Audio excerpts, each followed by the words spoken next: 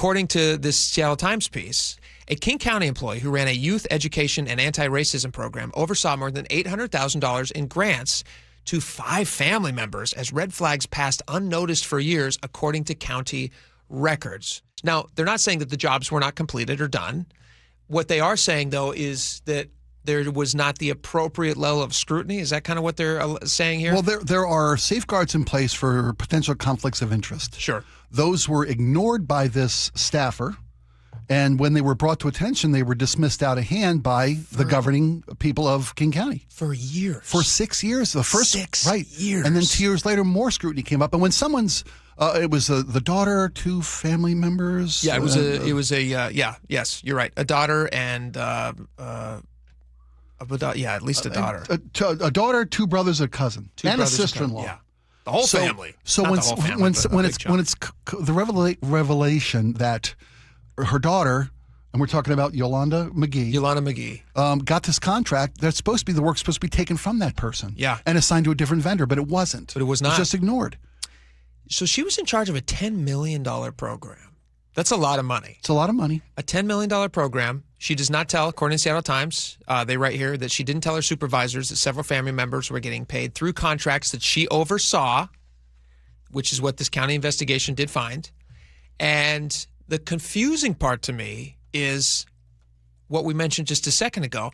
I don't put it past somebody to try to maybe push the legal bounds of a little nepotism. A little nepotism. Keep it in the family. You know, if the person's doing good work, maybe your son's the best woodworker in the county. Yeah, although you want your son to make the masthead for the ship. I understand the motivation. Mm-hmm. But the thing that I have a problem with is I don't understand why King County officials who became aware of this for years then decided to just kind of sweep it under the rug. Well, I mean, if not do anything about it. If you're colorblind, you shouldn't be able to hold these jobs. If you can't see red flags, I'm trying to make a joke here. If you can't see red flags because you're colorblind, you shouldn't be in a position of ethics and oversight. Yes. I mean, because how do you ignore multiple repeated warnings that this person was abusing the position of shepherding $10 million worth through these, I think, important programs? Yeah. They're designed to do good work. There's debates about that, but yes, if you agree with them, then all the more so reason to want to make sure that the money is done stewarded correctly, because there are people who oppose stewarded correctly through the processes. Because there are people who have issues with these various programs. You want to be above reproach. You want to not give the other side ammunition to say, hey, you're not just doing terrible work on stupid projects, you're cheating to do it. You're making your family rich doing it. Now, she was eventually fired from the job, right? It took a little bit for this to happen. I think in just this year, right? But yeah, she was then fired eventually from the job. But according to the Seattle Times story, she is now fighting this through her union. And the question is, do you think she's going to be successful in fighting this firing? Because if they can prove that she was put out of a job wrongly, then they're going to go after her they're going to go after the city or King County, I should say, for whatever lost money that she would be owed. It kind of ruined her career. It did ruin her career because she showed terrible judgment. And her argument is, I pushed the boundaries, agreed, but I didn't do anything illegal. Their argument, the family's argument, McGhee's argument is that, if your systems weren't doing their job in place for oversight, that's not on me. Yeah, she says, I didn't break any laws. And ethics review boards were notified and chose not to act. She says, I've consistently taken ethics, disclosure, and financial reporting obligations seriously and made appropriate disclosures to the extent required. To the extent required. I would say in her defense, although I disagree with Operation what she did, Bear Threshold. Yes. Yeah. Well, I was going to say, to her defense, if your job is to distribute $10 million and your family members offer the services, I don't know. Now, did they offer those services before she was hired to do the job? I don't know. We don't know. Yeah. But if she thinks that her family members can do these jobs, she ends up through subcontractors getting those family members awarded these very lucrative jobs to the tune of $800,000. You might worry about that until King County investigates you and then says, well, we're not going to do anything about it. At that point, wouldn't you assume that you were in the clear?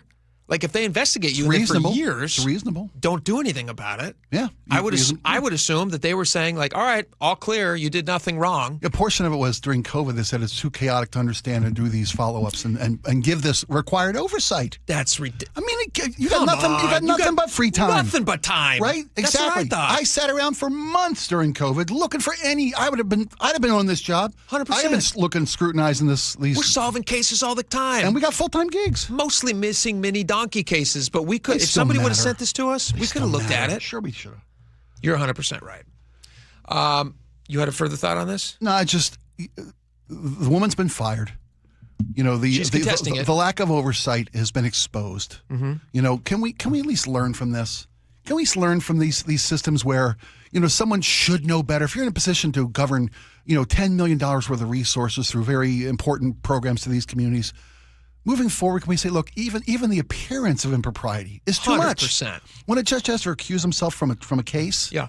it's because even the appearance of impropriety or bias is enough to Damages to the force entire them. system. Exactly. Yeah. And how can people have faith in these systems if bad actors like these keep getting away with stuff? What's interesting is that this story comes out right on the heels of that King County Regional audit. Homeless Authority audit, Right. which found $13 million just poof, gone. Just missing. Just unaccounted for. Missing. Yeah.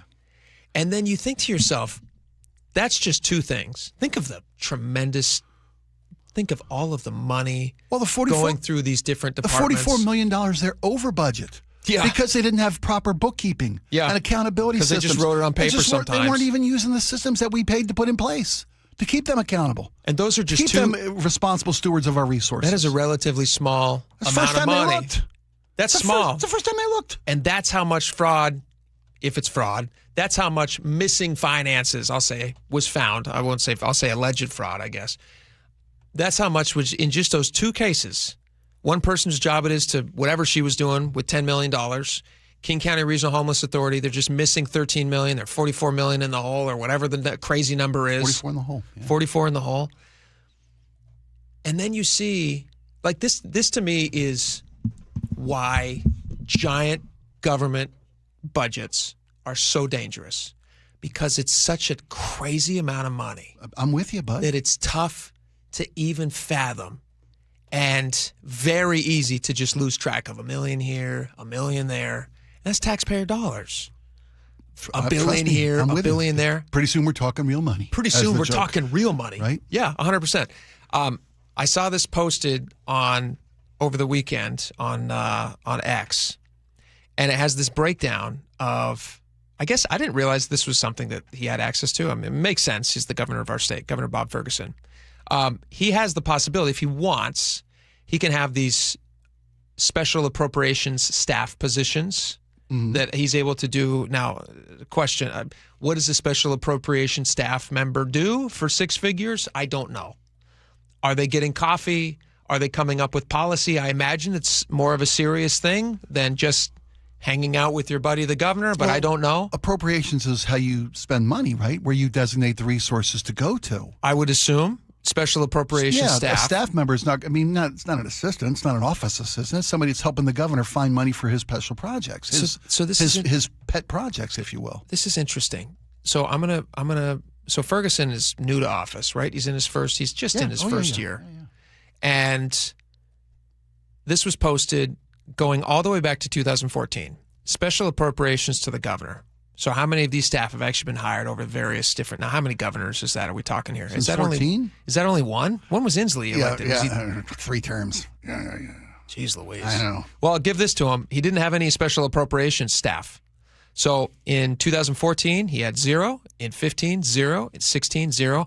All the way through this year, 0.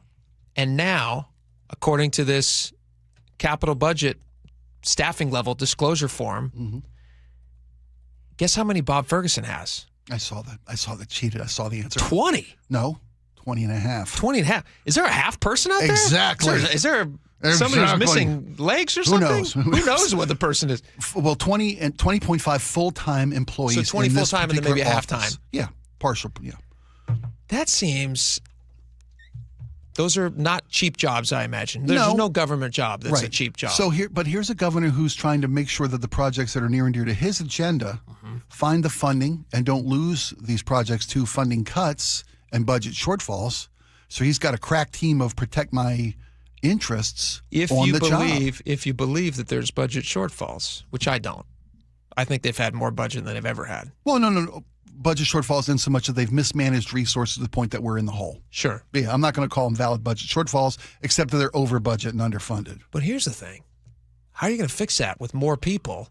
Can't you just get like one guy who's really good, who also has like downloaded the Claude app and just like go to town on budgets? Do you need 20 and a half guys? That's from 0 to 20 and a half. Like from 0 to 20 and a half seems like a lot. That's a rocket launch type acceleration. That's leave the planet type acceleration. Yeah. And that to me just kind of speaks to the dangers of giant government, overspending, just like we saw with the King County Regional Homeless Authority, just like we saw with that Yolanda, what's her name?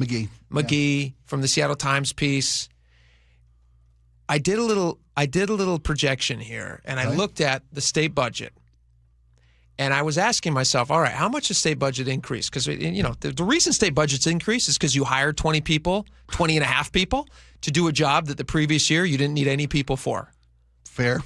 So that's the reason these budgets increase, and then you have Bob Ferguson in front of a microphone saying that, like, hey, we've done everything we can. We just can't find any more dollars to keep public parks open. Nothing to cut. Yes, nothing to cut. But you got 20.5 people. 20 and a half people out there doing the job that yet last year you didn't have any. So I looked back at the budget in 2015, the bienniums in 2015-17. Washington State's budget was around, I want to say, $38 billion, I think. Okay. 2015-17. This year, $80+ billion. Wow. So it's a 110% increase. And I projected I looked back every single year how much it's going up. It's going up a little more than 10% every single year. Every single biennium, I should say. Okay. So in the next 10 years, that was 10 years ago, we've doubled. What's it going to be in the next 10 years? If we have a budget in Washington State that follows at the rate that they're currently raising the budget, we'll be at $129 billion, which sounds crazy and at the same time is the path that we're on. Yeah. And that's not a sustainable path. They say the definition of insanity is doing the same thing and expecting different results. Yeah. Right? That's the definition of insanity. Wouldn't that be wild if that's where we were at in 10 years? $129 billion? Good golly, that's a lot of money. But hey, special appropriations,